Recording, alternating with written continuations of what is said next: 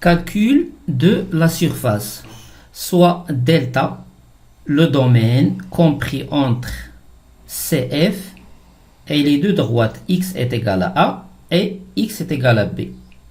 Delta est égal à delta 1 en jaune, delta union delta 2, union delta 3. Et on veut calculer la surface géométrique de delta, c'est-à-dire du domaine en jaune. Qu'est-ce qu'on sait? Nous, on sait que la surface entre x est égal à A, x est égal à B et CF, ce domaine, sa surface algébrique est égale à l'intégrale de A à B f de x dx. Nous, on veut la surface géométrique. La surface géométrique est toujours positive. Alors, dans notre cas, pour delta 1, on a f, elle est positive. Donc, la surface de delta 1 est égale à l'intégrale de A à A' de A à A' f de x dx. Pour delta 2, f elle est négative. Puisque f elle est négative, moins f elle est positive. Donc l'aire de delta 2 est égale à moins l'intégrale de A' à B', de A' à B' f de x dx. Qu'est-ce qu'on a? On a cette intégrale, elle est négative. Pourquoi? Parce que f est négative sur l'intervalle A'B'. Et on veut une surface géométrique. Donc, on multiplie par moins 1 pour avoir ce terme positif. Pour delta 3, c'est f elle est positive, donc l'aire de delta 3 est l'intégrale de B' à B f de x de d de x. Alors, qu'est-ce qu'on a? Puisque delta est égal à delta 1 union delta 2 union delta 3, alors l'aire de delta est égale à l'aire de delta 1 plus l'aire de delta 2 plus l'aire de delta 3. Donc, l'aire de delta est égale, l'aire de delta 1 c'est l'intégrale de A à A' f de x d de x. L'aire de delta 2 c'est moins l'intégrale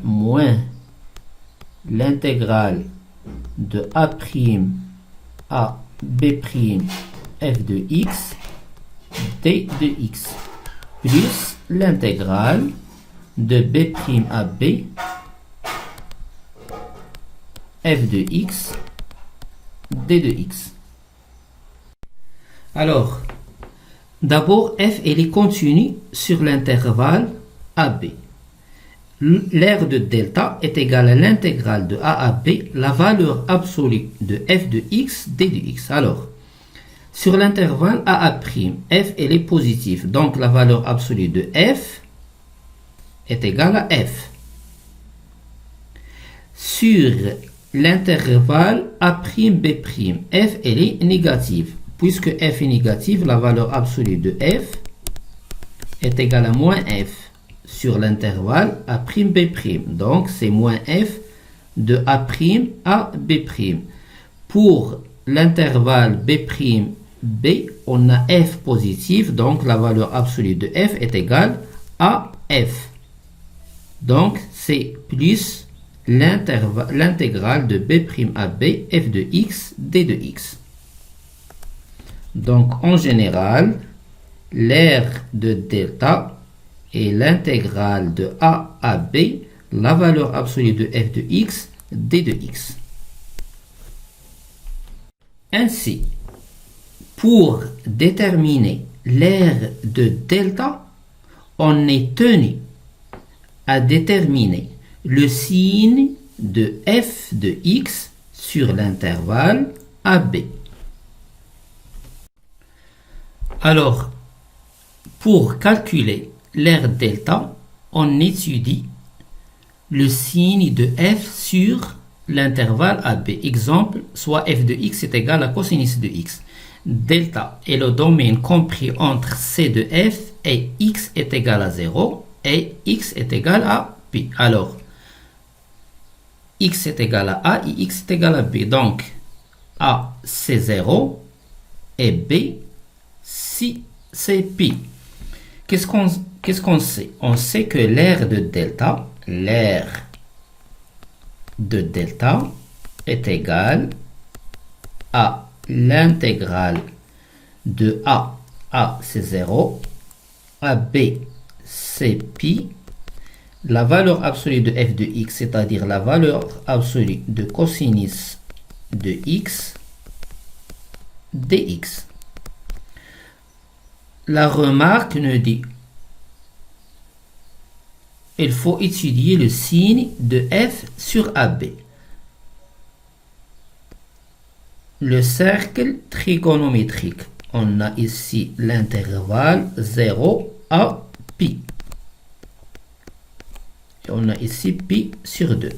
On sait qu'entre 0 et pi sur 2, le cosinus, elle est positive.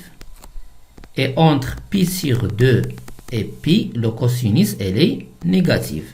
Et il s'annule sur en pi sur 2. Pi sur 2, le cosinus, il est nul. Ici, le 0, puis pi. Donc, elle est positive. Entre 0 et pi sur 2, elle est positive, puis négative. Alors, c'est égal à l'intégrale de 0 à pi.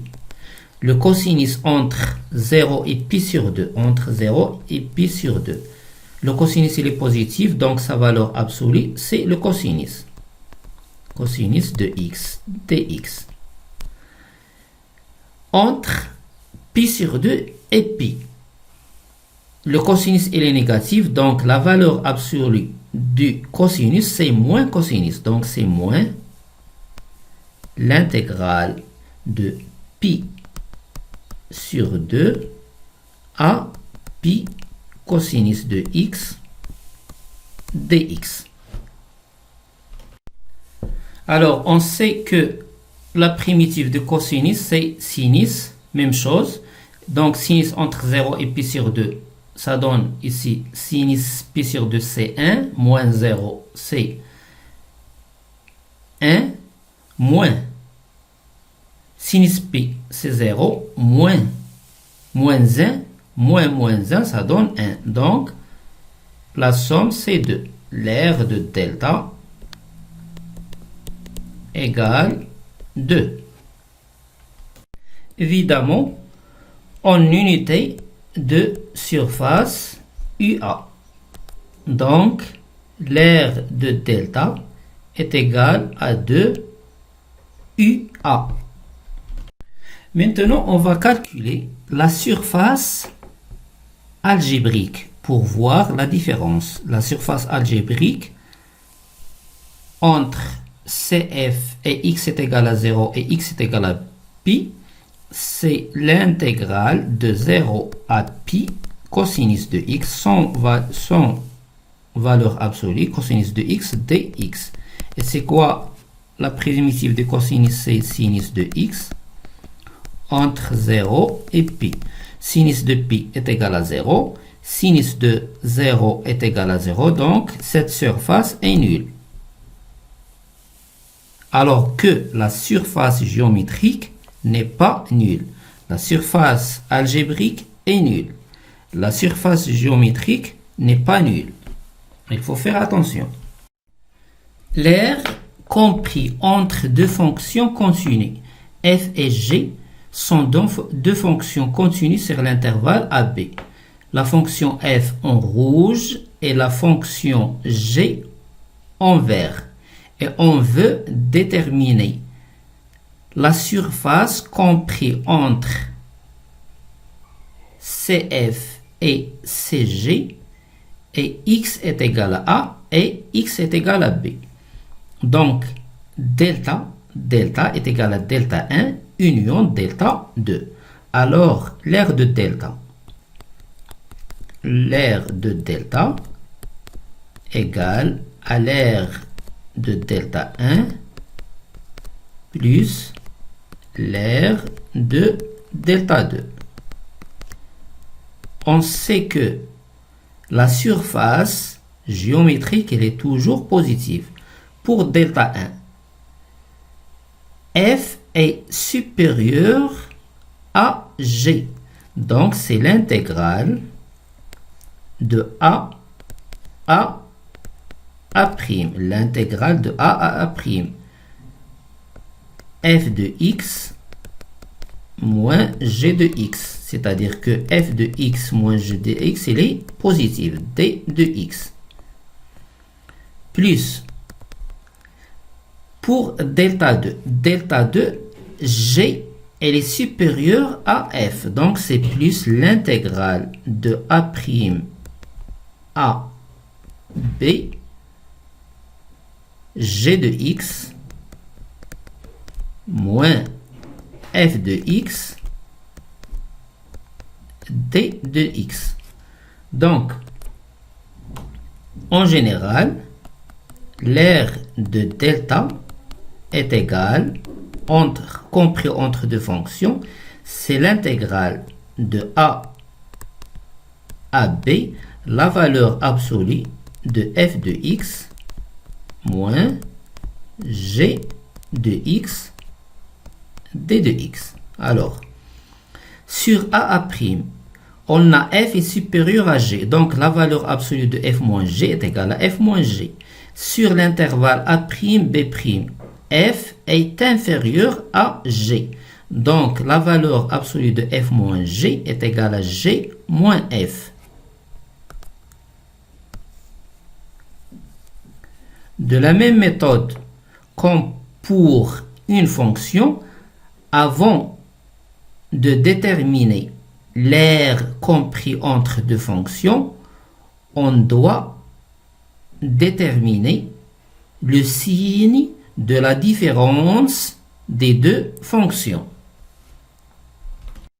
Exemple, f de x est égal à x à la puissance 3, g de x est égal à x carré, delta est le domaine compris entre c de f, c de g, et x est égal à moins 1 et x est égal à 2. Alors, d'après la remarque, on doit étudier le signe de f moins g. Alors, f moins g, on factorise par x carré, c'est x carré facteur de x moins 1. Le signe de f moins g est celui de x moins 1. x moins 1, il s'annule en 1. Avant la racine, elle est négative, signe contraire de a. Puis, elle est positive après la racine. Donc, l'aire de delta, on sait que l'aire de delta est égale à l'intégrale de a à b. A, c'est moins 1. AB est égal à 2. La valeur absolue de f de x moins g de x, d de x, qui est égal à l'intégrale de moins 1 à 1. Moins 1 à 1. La valeur absolue de f moins g, puisque f moins g elle est négative, c'est g moins f. Donc g de x moins f de x, d de x, plus l'intégrale de 1 à 2. 1 à 2. On a f moins g, elle est positive, donc sa valeur absolue, c'est f moins g. f de x moins g de x, d de x.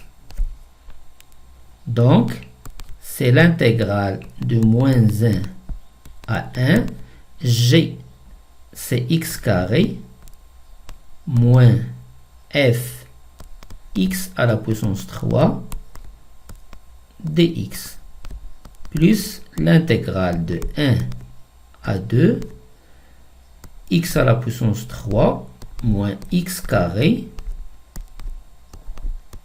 dx. La primitive de x carré, c'est 1 tiers. On ajoute à 2, 1, 3. Même chose, c'est 1 quart, x à la puissance 4, entre moins 1 et 1, plus la primitive de 1 tiers de x à la puissance 3, c'est 1 quart, x à la puissance 4, moins 1 tiers, x à la puissance 3, entre 1 et 2. On trouve l'aire de delta est égale à 7 quarts unités de surface. Utilisation de l'unité de surface. Soit OI, j'ai repère orthonormé, tel que OI est égal à 2 cm. Alors, UA est égal à 2 cm fois 2 cm. Donc, est égal à 4 UA est égal à 4 cm carrés. Ainsi, l'aire de delta, dans notre exemple, l'aire de delta est égale à 7 quarts fois 4 cm carrés. Donc, l'aire de delta est égale à 7 cm carrés.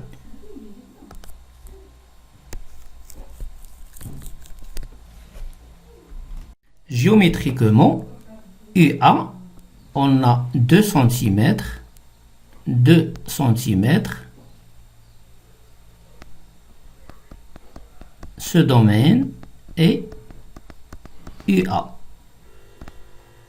UA. C'est-à-dire, si on décompose delta, elle contient 7 fois ce domaine.